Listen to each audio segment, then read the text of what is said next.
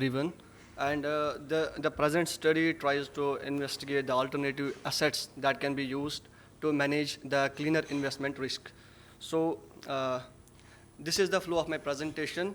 As far as the background of the study is concerned, energy security, greenhouse gas emissions, and the climate change due to the use of fossil fuels have emerged as the main source of investments in cleaner sectors. The governments and international organizations also promote the use of cleaner sectors or the cleaner energy for attaining various sustainable development goals that were set up in 2015 in the Paris Agreement. So with this support from the governments and the future return potential of cleaner investments, the investors view cleaner sectors as an alternative to the conventional investments. So, however, it is to be noted that, like any form of investments, the cleaner sectors are also to be risky. This is because these are new forms of investments in the financial space, and in addition to that, the uncertain energy policies and the higher and relatively higher costs of cleaner business than the fossil fuel based at this moment of time also affects the cleaner investments adversely on risk and return fronts. Now, what could be the alternative assets that can be used to manage the cleaner investment risk? So theoretically, any asset or group of assets that has lower connection with the cleaner investments has the potential to reduce or diversify the risk. Now, owing to the unique properties of gold and its historical performance as a safe asset, different studies have highlighted that it can be used to manage the risk in conventional stocks, right? So, likewise, gold has also been used as safe investments against the conventional stocks.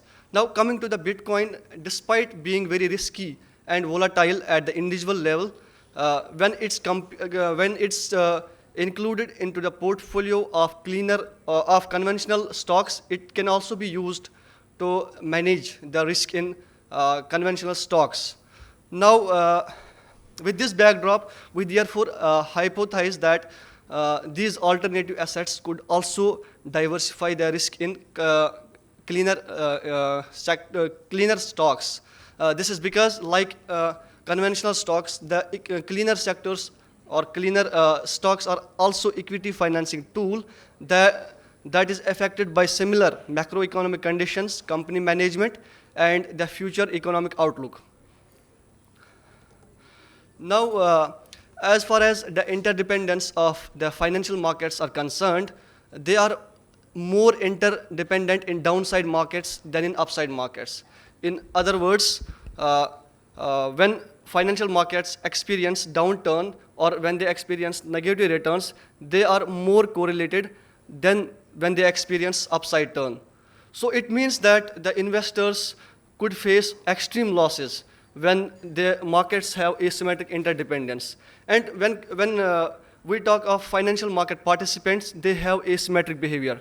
It means that they are more concerned about the losses, the potential losses they can face than the gains they can have in upside market, right? So it means that the management of the potential risk in downside markets is essential, is very important. It is then, for example, if they cannot manage the risk, then it's less likely that the cleaner investments will get financed, right?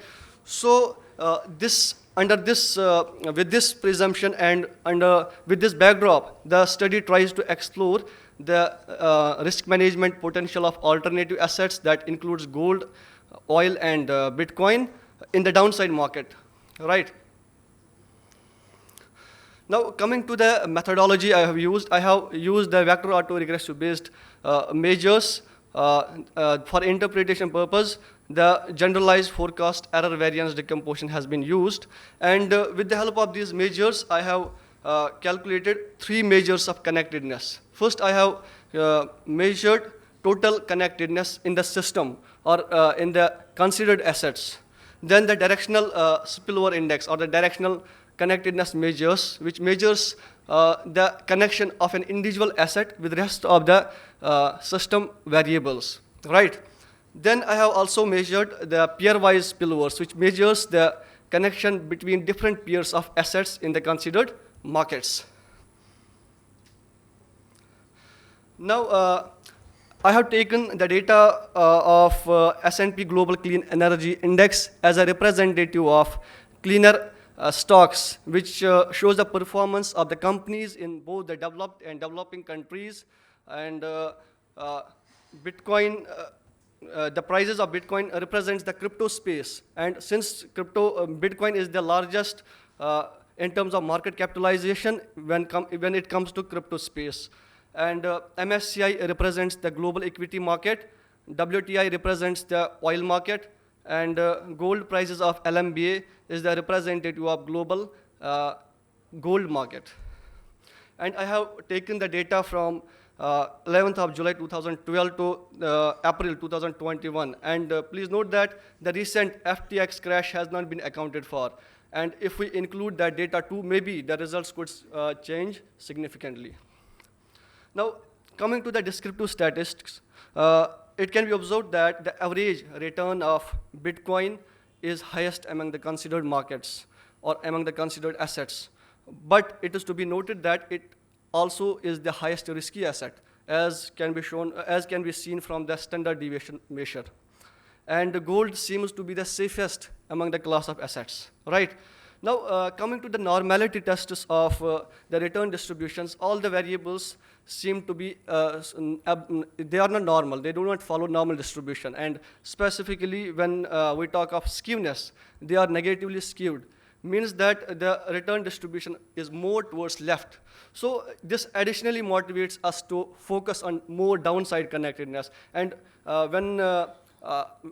for the sake of measuring the downside and upside connectedness or upside spillover interactions among the considered markets, the downside market is represented by the negative returns, while the upside market is represented by the positive returns in the considered assets.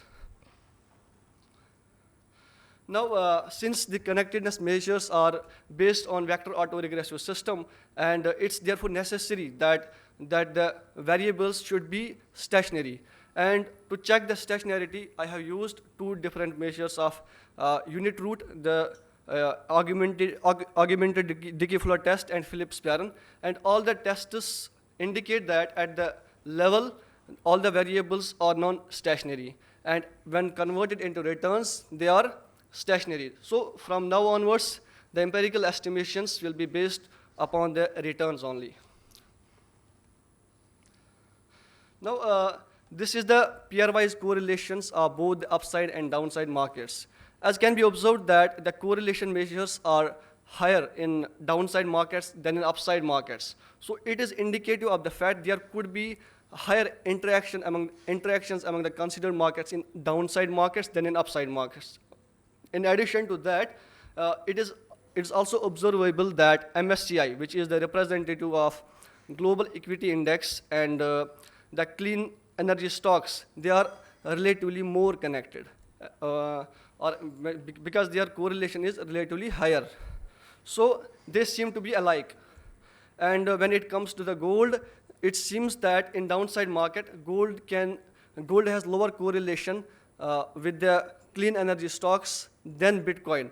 But in upside market, gold has more correlation with clean energy stocks than Bitcoin. So it can be concluded from the crude pairwise correlation measures that gold is it can be a preferable diversifier for the management of cleaner investment risk, right? Now, coming to the results and discussion part,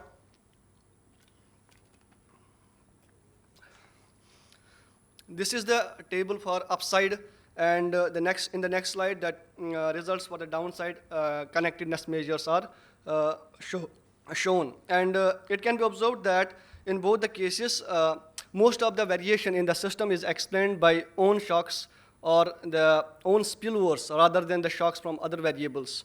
And As far as the downside connectedness is concerned, it's more interdependent. Or in downside markets are more interconnected than in upside market, as the total spillover or total connectedness index is 19%, and in downside market it's only 13%. So it gives the idea that the considered markets are more connected, and there is therefore more potential of spillover interactions in downside markets, or when the markets experience negative returns, right? Now, as far as the gold is concerned and Bitcoin, again, the results also again indicate that gold should be preferred over other assets, including Bitcoin, for managing the clean investment risk, as it has lower connection with clean energy stocks. Now, summing up these results into the asymmetric connectedness table, it can be observed that unlike others, gold has spillover interactions which is positive, except for the gold and Bitcoin, while for other assets, the results come to be negative. It means that in upside market, gold seems to be more seems to have more interconnection with the other assets, but in downside market, the gold has lower interconnection with the other markets. So it effectively indicates that the gold has the potential to diversify risks in other sectors, including clean energy stocks, right? Now, having discussed the aggregate measures of connectedness, the study period also witnessed various events like the European debt crisis and the COVID-19 pandemic. So what could be their impact on the connectedness or connection among the considered markets? And to account for that, the rolling window analysis of spillover is computed. It can be observed from both the graphs that in both the upside and downside markets, the connection among the considered markets has increased in the COVID-19 pandemic. And when we computed the spillover asymmetry over time, we find that the downside market outperforms upside market in the crisis events, in particular during the European debt crisis and the COVID-19 pandemic. So it essentially reflects that in crisis events, the negative shocks or the downside market outperforms the positive shocks. So what we can say that is that the markets during the crisis events needs the alternative assets that can be used to manage the risk during those crisis events. So as far as the study is concerned with the clean energy stocks, let's try to find what alternatives can we use for managing the cleaner investment risk. Now, this is the spillover interaction that that different alternative assets receive from clean energy stocks. And it can be observed that, unlike others, gold seems to be immune to the shocks from clean energy stocks. And when it comes to Bitcoin, until COVID-19 pandemic, it also used to be immune to the shocks. But in COVID-19 pandemic, the shocks received from the clean energy stocks increases, right? So again, it confirms our findings from the correlation and aggregate spillover measures that gold has superiority over other alternative assets for managing the risk in clean energy stocks. So now to conclude, the study actually tried to investigate the alternative assets that can be used to manage the risk in clean energy sectors, and different connectedness measures were used for the same. And our study found that gold is superior when it comes to managing the risk in clean energy stocks. And thank you.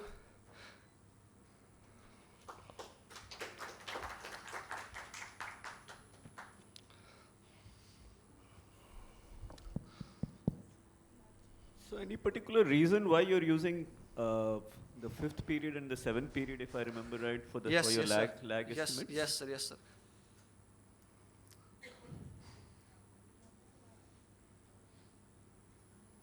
Yeah, the previous one, this one. Right, sir. Actually, the lag length has been chosen on the basis of some criterias. Suppose Akaiki information criteria, she was based in criteria, and actually those criterias are chosen such that the residual sum of square is minimized. And I have used again the alternative lag lengths and forecast horizons, and the results remain qualitatively similar. So the results are not changing that much. So for robustness checks, I have also measured it at different lag lengths.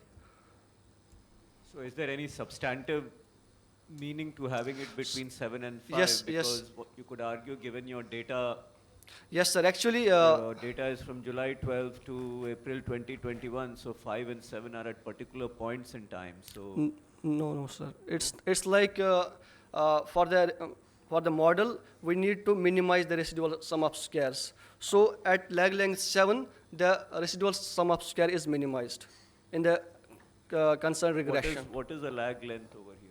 Sorry? What is lag length in your model? Lag length is 7, sir. For the upside connectedness table, and When for you say lag is 7, it means what? it means that, for example, if there are independent variables up to lag length 7, it has the potential impact on the dependent variable. In a vector outer regression model, you have time varying data, so lag of 1 is t minus 1, t minus 2, t minus 3. Is that what? Yes, sir. So Exactly. lag 11/7 Exactly, sir. is a lag of 7. Right? Yes, sir. Exactly. This is in the multivariate setting. We need to talk. Yes, sir. Yes.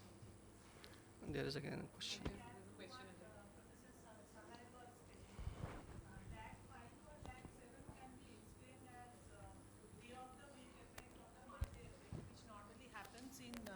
High frequency financial data or stock markets and other Yes, markets. you are right. But I have chosen this on the basis of some criterias. So, suppose as far as the financial data is concerned, there should be lower lag length. So that's why I have checked it at various lag lengths also for robustness checks. So the results qualitatively Data remain. is daily data, right? Sorry, sir. Daily data. Yes, sir. So for robustness checks, I have also checked it for the range of 2 to 7. So the results were qualitatively similar. Yeah, that is why that explains that it can be those effects, because in daily data, you have not taken lags beyond 7, because normally for this high frequency data, daily data, we do not expect that the effect of stock today is going to affect beyond 7 days. Okay, so that can be one of the justifications that you have taken a lag of maximum 7. That is the financial explanation, right? That you are right. But since there could be different explanations as well. That's the whole point, right? We are doing all of this to understand something. I mean, the math is not an end in itself, no? Thank you. Thank you, Anil.